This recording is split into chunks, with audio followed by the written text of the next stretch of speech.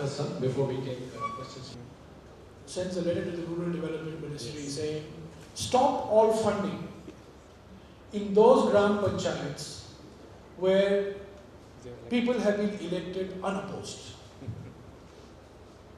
So I said, no, we are not going to do it. Because this is the first step at political mobilization. We talk about bringing people into the mainstream. Let's bring these people into the mainstream. So then we collected data from all districts to show that there was nothing abnormal in these districts on the proportion of people elected unopposed. And we showed that there were some non-Maoist affected districts which had a greater percentage of unopposed being elected. I went to one of these districts, Malkangiri, the worst affected district in Odisha.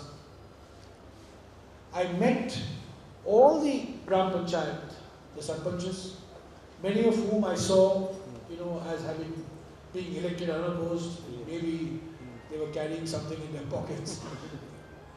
And the dialogue started, and their demands were, give us more facilities under Narega, give us the more powers to do the BPL survey.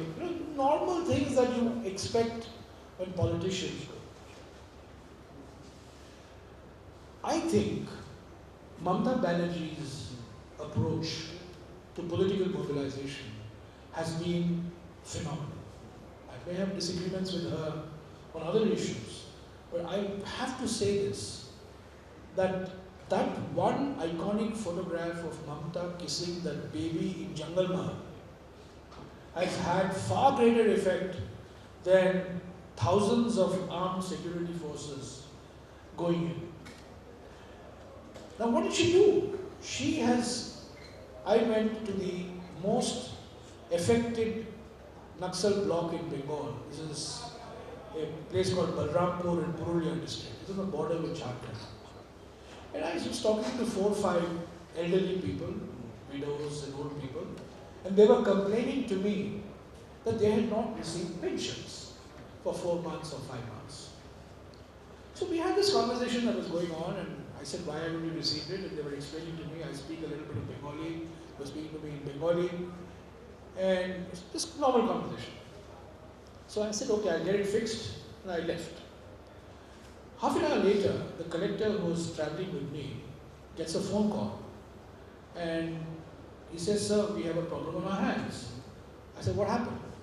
He said, the local Trinamool Congress guys have gone to these 4 or 5 senior citizens who complained to me and said, why did you complain to the minister? What are we here for?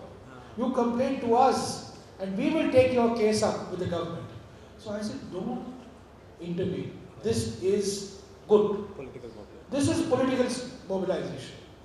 When 2 guys go out there and say, we are here to mediate your grievances with the administration, it means that there has been some change. That is happening in Bengal. Clearly it's visible in Lalgarh, it's visible in Jungle Mahal, visible in Bankura, visible in Purulia. It's not happening everywhere else to that extent.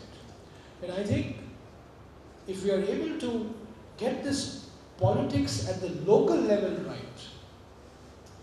and make sure that the elected representatives get their powers. Unfortunately in Jharkhand, elections have been held after 32 years and they have not got any powers or whatever the rights are under the local legislation.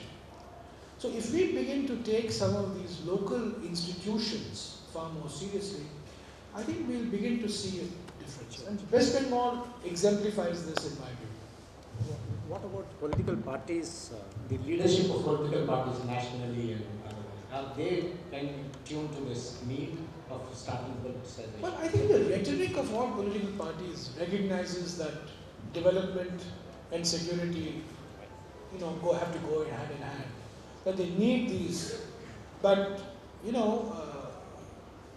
the environment is not right doesn't seem to be right. I don't see the type of political mobilization, which I normally when you go to a district, just to give you an example, if you go to if a minister goes to a particular district, he'll be welcomed with flags, banners, posters, dharnas.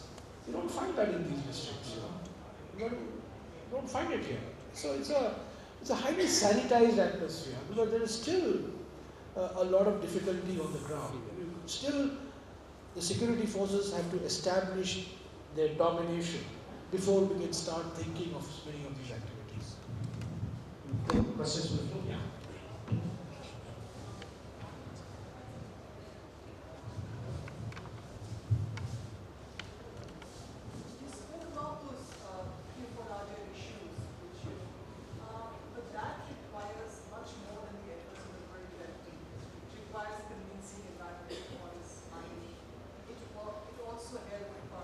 Also requires convincing a whole lot of these so-called civil society groups to say no mining at all in these areas. How do you plan to do that? Because it requires a complete mindset change across. No, you're right. These are not issues which fall under the domain of the Rural Development Ministry. No doubt about it. But these are the issues that come out very strikingly when you do interventions like the Sananda Development Plan. And I think we need a political forum where the Ministry of Tribal Affairs and the Ministry of Rural Development and the Ministry of Health bring focus on these areas as part of their normal programs. In all rural development programs, we have brought about changes for these 82 districts. These 82 districts receive the highest priority in all our rural development programs, but it should be the same in the National Rural Health Mission. It should be the same in the Ministry of Panchayati Raj, and it should be the same in Sarva Shiksha Abhiyan and education, because that's a very important intervention. Yeah, I mean that larger picture has yet to emerge. That is yet to emerge. Yeah, that dialogue keeps going on, but you see, the mining issue, for example, it's a very polarized debate. There are people who believe that mining is essential for a 9% GDP growth, and there are those who believe that all mining should be stopped. Now, it's easy to take either one of these two positions. It's very difficult to navigate between these two positions and work out what that middle ground is. The mining bill, the new minerals regulation, bill, which is on the anvil, will offer an opportunity for us to address some of these issues.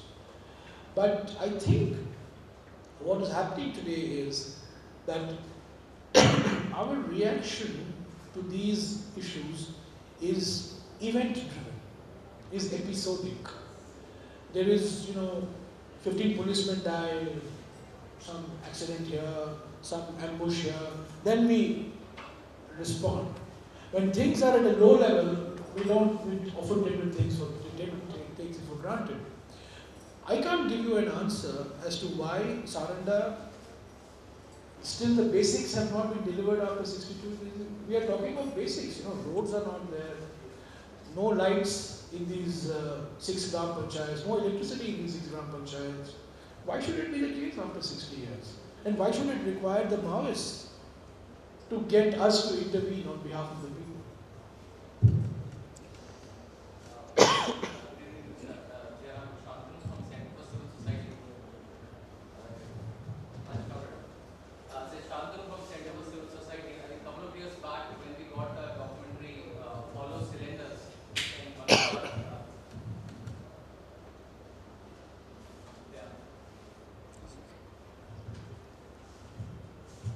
Yeah, I think a couple of years back when we got a documentary Hollow Cylinders in one of our Jivika documentary festivals, we started advocating for accessing bamboo for tribals, basically declaring it as a grass, which technically it is. And I remember we got a help from you, you have written a letter.